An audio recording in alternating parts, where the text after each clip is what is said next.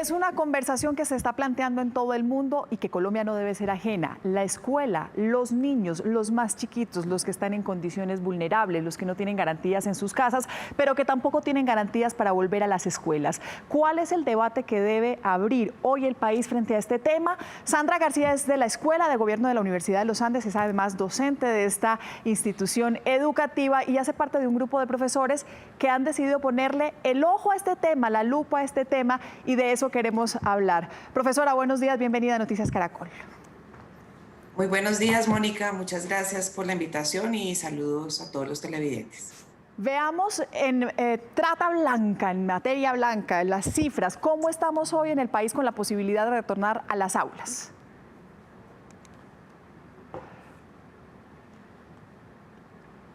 Profesora, ¿me escucha? Sí. Que le preguntaba cómo estamos hoy para la posibilidad de volver a las aulas. ¿Cuál es la situación hoy en el país? Bien, pues la situación en el país en este momento es de cierre total. Llevamos ya, vamos a completar este mes 6 meses con los colegios cerrados. En este momento el Ministerio de Educación anunció que a partir de este mes las entidades territoriales pueden comenzar pilotos. Sin embargo, son muy pocas las entidades territoriales que han decidido comenzar pilotos este mes. De hecho, Bogotá anunció que comenzará pilotos hasta octubre, después de haber dicho que iba a empezar en septiembre, pero va a empezar a partir de octubre ciertos pilotos para poder abrir. Eso quiere decir que completaríamos más de 6 meses con los colegios cerrados. Y hay otras secretarías como Medellín y Barranquilla que anunciaron que no abrirán en el resto del año escolar. Sí, estamos en la situación de Bogotá, estamos atentos a ello. ¿La posición de FECODE es que definitivamente no vuelven a las aulas el resto del año?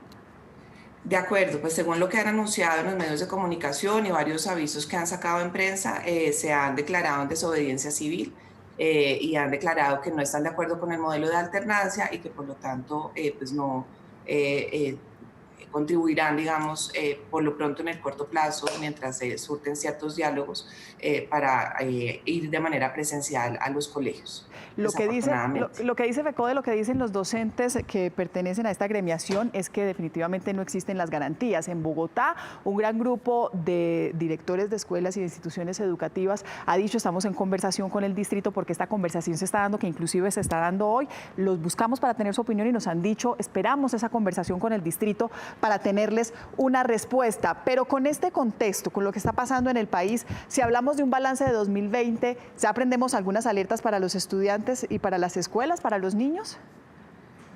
Sí, Mónica, pues el balance es poco alentador y por eso el llamado es a tomar unas acciones muy contundentes en el corto plazo.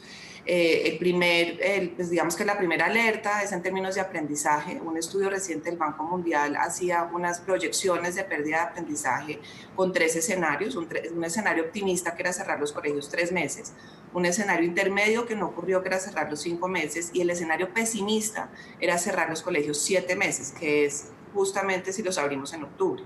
Bajo este escenario, podríamos tener pérdidas en el aprendizaje de los estudiantes, por ejemplo, en lectoescritura de hasta el 28%.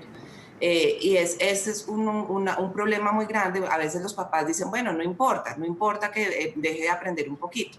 El problema es que un rezago en el aprendizaje o una pérdida del aprendizaje se puede ir acumulando en el tiempo y luego puede tener repercusiones muy negativas. Solo por darle un ejemplo, hay proyecciones que han mostrado que si, por ejemplo, los estudiantes de tercer grado pierden una tercera parte de su aprendizaje, eso se va acumulando en el tiempo y puede repercutir hasta en 1 año o 1 año y medio de pérdida en el aprendizaje a lo largo del ciclo educativo. Entonces, estamos hablando de consecuencias que en el largo plazo pueden ser devastadoras. Y si usted le suma la pérdida del aprendizaje y el rezago, eso también tiene repercusiones muy importantes en la deserción. El rezago escolar es uno de los factores más determinantes en la deserción escolar y eso se ha visto en emergencias anteriores, en emergencias sanitarias, por ejemplo, con la crisis del ébola, eso sucedió también. Entonces, por eso el llamado a tomar acciones pues muy pronto. Profesora Santa, yo le quiero presentar también un reporte que nosotros hemos estado haciendo porque hemos estado conversando con algunas personas, con algunos padres de familia y las preocupaciones que hay hoy entre los ciudadanos, entre estos padres. Tatiana, ¿qué se ha encontrado? Esas historias que usted se ha encontrado. Mónica, las opiniones entre los padres están divididas. Hay padres y madres que dicen que definitivamente prefieren que sus hijos estén en el colegio o en el jardín y otros que dicen que no los llevarían a pesar del dilema al que se enfrentan día a día. Sonia es una de las tantas trabajadoras para quienes su vida laboral continúa siendo la misma a pesar de la pandemia. Pero antes que empleada, ella es madre de una niña que lleva 5 meses sin ir al colegio. Sonia, ¿cuántos hijos tienes tú? Una niña. ¿De cuántos años? 7 años. ¿Y ella en dónde está en este momento? En la casa con una sobrina. ¿De cuántos años la sobrina? 18. ¿Toca dejarla con ella? Sí, las dos estudian. ¿Y por qué tocó dejarlas con ellas?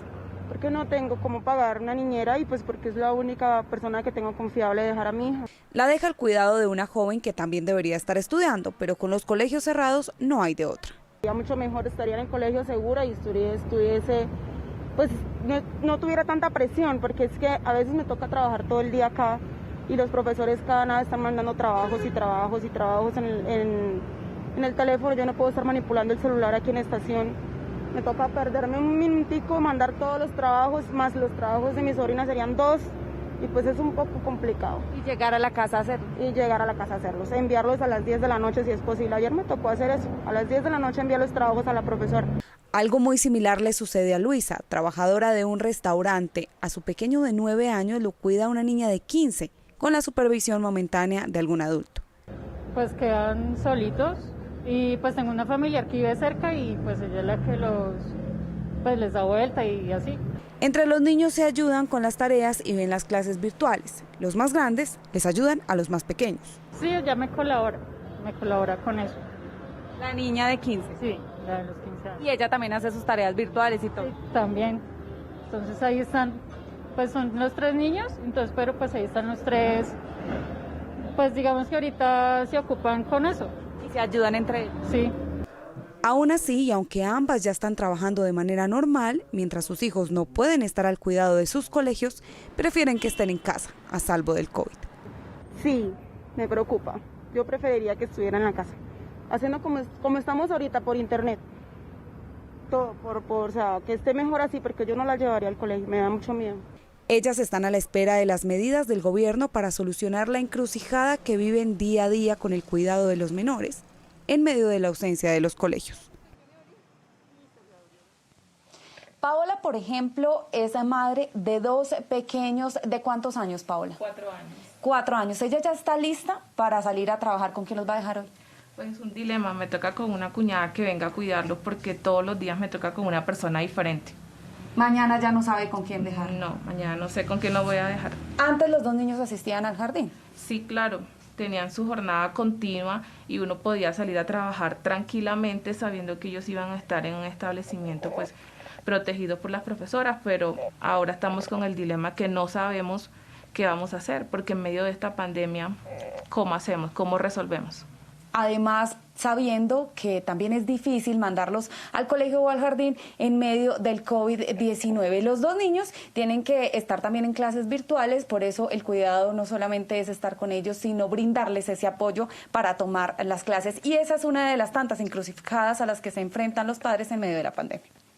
Tatiana, es lo que se va sumando en medio de una preocupación y en medio de una conversación que precisamente planteamos hoy. Ustedes han advertido de otros riesgos, profesora. Herramientas tecnológicas, conectividad, ayuda de padres, que no es suficiente en todos los hogares, interrupción de la alimentación, por ejemplo, como el programa de alimentación escolar, protección en riesgos y maltrato, estrés familiar, salud mental. Le sumamos esas historias, pero le sumamos la preocupación de los padres, que también es completamente cierta y necesaria. Tenemos miedo de que los niños vayan a las escuelas, las garantías en esas instituciones. ¿Qué hacemos? ¿Cómo ayudamos a estos niños y a estos hogares como sociedad, como país? ¿Cómo hacemos con esta conversación, profesora?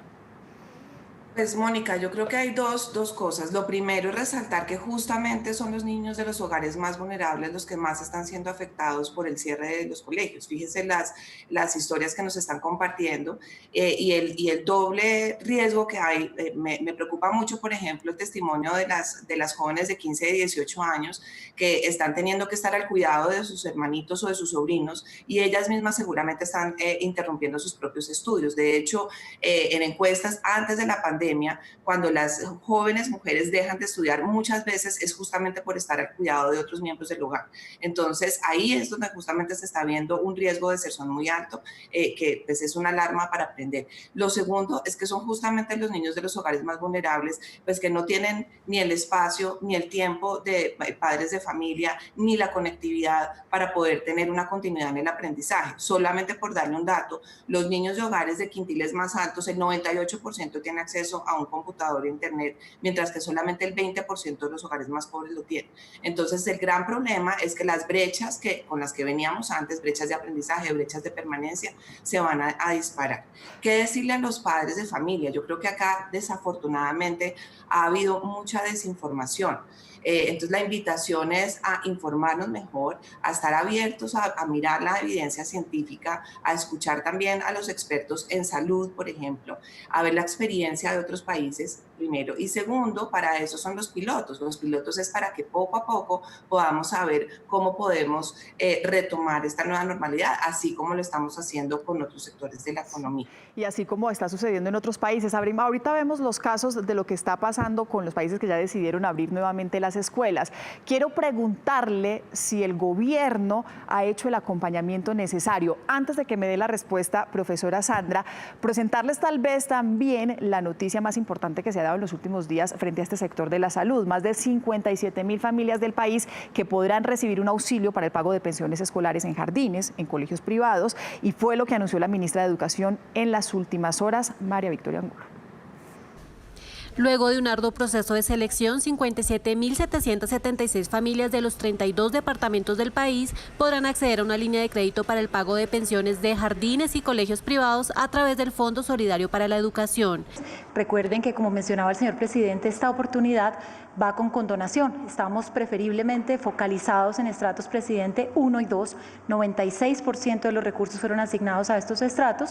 También se asignaron a 3, 4 y 5 con distintos porcentajes de condonación.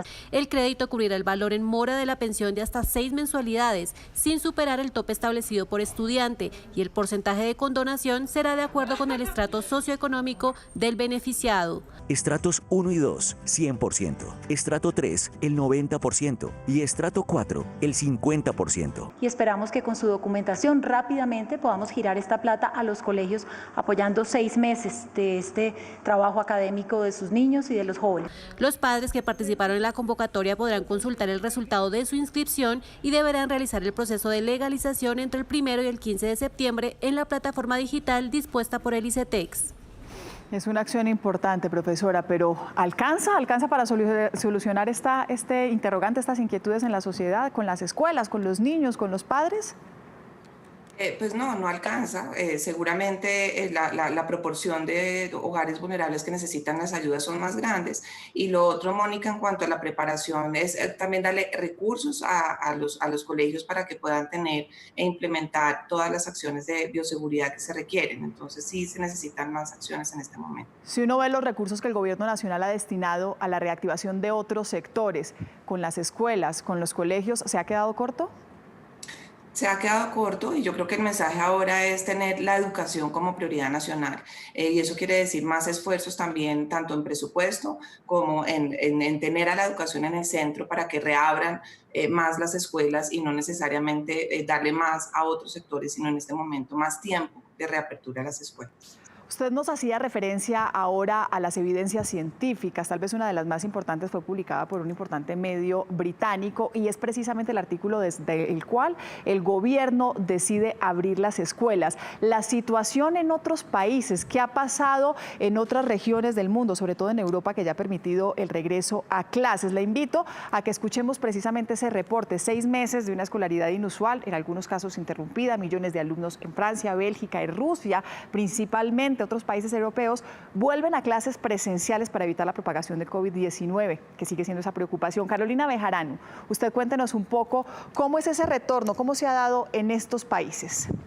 Mónica, televidentes, mire, es que con medidas de prevención básicas como la toma de temperatura, el aislamiento social, el uso de tapabocas en niños mayores de 6 años y horas distintas para salir al descanso, varios países europeos han vuelto a las aulas de manera presencial, un desafío que eminentemente para las autoridades, padres de familia y maestros representa este retorno a clases, pues temen que los colegios se conviertan en un foco de contagio. A su regreso, los maestros en Rusia hicieron grandes esfuerzos para que volver a los salones de clase fuera agradable, pero lo más importante, seguro para los estudiantes, en especial para los más pequeños. Después de 3 meses de virtualidad y alrededor de otros 3 de vacaciones, regresan a una nueva realidad. Bélgica también abrió las puertas de los colegios. Los más grandes toman algunas precauciones como irse en bicicleta o en el carro familiar. Otros deciden llegar por otros medios.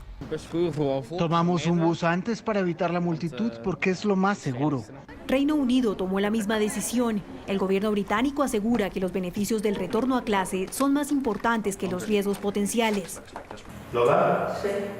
En España, donde la vuelta al colegio se prevé del 4 al 15 de septiembre, dependiendo de las regiones, será obligatorio el uso de tapabocas para los mayores de 6 años. Ya se ha puesto el gel, tenemos toma de temperatura, la distancia de seguridad en todas las clases, distancia en los pasillos, por todas las escaleras, por todo, está todo señalizado.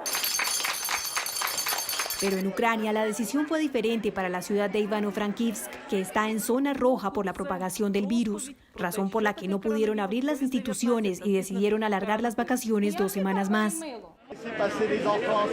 En Francia, 12.4 millones de alumnos de todos los niveles volvieron a clases.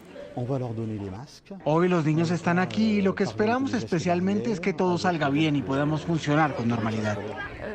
Le di algunos consejos a mi hija de 9 años, como tratar de no acercarse demasiado a sus amigos, lavarse las manos con regularidad y no tocarse la cara. El pasado mes de mayo, Francia había dado apertura a más de 40.000 escuelas de primaria. En la primera semana de desescalada, 70 de ellas fueron cerradas por casos positivos. Lo propio hizo Alemania en algunas zonas al registrar la misma situación. En Asia, en Corea del Sur, Seúl también cerró cientos de colegios tras registrar nuevos brotes de COVID-19. No todos los países en Europa han vuelto a las clases presenciales, como es el caso de Italia, que lo planea hacer en unas semanas. Y en Asia, en Wuhan, en China, en el epicentro del virus, han vuelto a clases esporádicamente, pero en las últimas horas 1.4 millones de estudiantes han vuelto en su totalidad. Desde el norte de Bogotá, Carolina Bejarano, Noticias Caracol. Carolina, gracias. Profesora, lo que pasa en el mundo nos sirve de evidencia para tratar de abrir las aulas en Colombia. Claro que sí nos sirve de evidencia, Mónica, y lo que hemos visto es que justamente los países que han abierto colegios cuando ya la curva de contagios está bajando y que lo hacen con todos los protocolos de seguridad, pues se logra, digamos, mantener esa tendencia a la baja. Normalmente mencionan el caso de Israel, pero Israel fue un país que abrió cuando todavía los casos estaban en el alza. Entonces, la evidencia nos está mostrando eso. El artículo al que usted hizo mención hace un rato es un artículo que se publicó en el British Journal of Medicine, y lo que muestra justamente es que la severidad de los casos en los niños es muy rara. Entonces también acá el mensaje es, desafortunadamente ha habido también un mensaje de pánico, que si abrimos los colegios los niños se van a morir, y la evidencia lo que nos está mostrando es todo lo contrario, que los niños son los que menos severidad tienen de esta enfermedad, que las tasas de mortalidad en los niños son extremadamente bajas, y eso no quiere decir que no tenemos que cuidar a toda la comunidad educativa, por supuesto que sí, abrir con protocolos de seguridad para que también protejamos a los docentes y a todo el personal administrativo, pero no estamos atacando la salud de los niños por abrir los colegios, y ese es un mensaje muy importante. Y es una conversación que planteamos también como sociedad, que nos toca es a todos. Profesora, muchas gracias por su tiempo. Feliz mañana. Bueno, a usted por la invitación. Muchas gracias. Buen día.